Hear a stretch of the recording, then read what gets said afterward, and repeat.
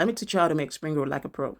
All right, so the first thing that you're going to do is to put your flour in your bowl. You can add salt, very important. Salt stabilizes the sweetness that is going to be in the fillings and the spring roll wraps, so the two of them cooperate very well. You can see that I was adding my water bit by bit, so don't put all the water inside it until you become a pro and know the quantity of the water that you need and require for your spring roll batters, okay? Once you get to the point where I stopped to mix this to cover with a cling film, you stop. You know why it is important that you cover the batter for like 20 minutes before you can start using it to make your spring rolls. So the gluten will relax and your spring roll wraps will be very smooth. So apart from all the vegetables that a lot of people use for their spring roll fillings, this is very important. Shredded cucumber, spring onions, ketchup. Try this and you're going to thank me later. So I added the other of my spices for the spring roll fillings, and the spring roll fillings was absolutely done. After 20 minutes, the gluten has already relaxed on my spring roll batters, and the next thing that I started doing was to rub it on my non-stick pan. As you can see what I'm doing. Please, if you're a first timer, non-stick pan is the only pan that you can use in making your spring roll wraps. Unfortunately, not all non-stick pans going to give you the perfect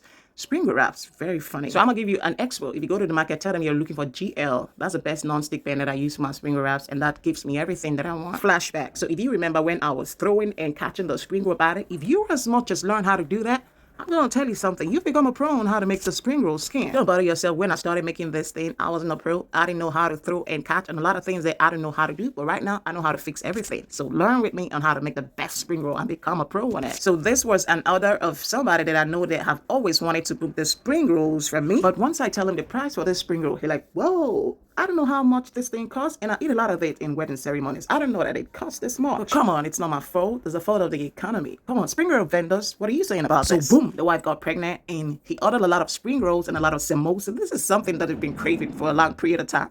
But please, jokes apart, I hope that you learned something. If you're a beginner on how to make spring roll wraps, just stick around, okay? I'm going to keep putting up the videos. Just keep practicing, and it's going to enter your fingertips. I promise you that. Funny enough, it was on the internet that I learned how to make spring rolls, and I became a pro and a business owner. And I appreciate you guys watching. Thanks, y'all.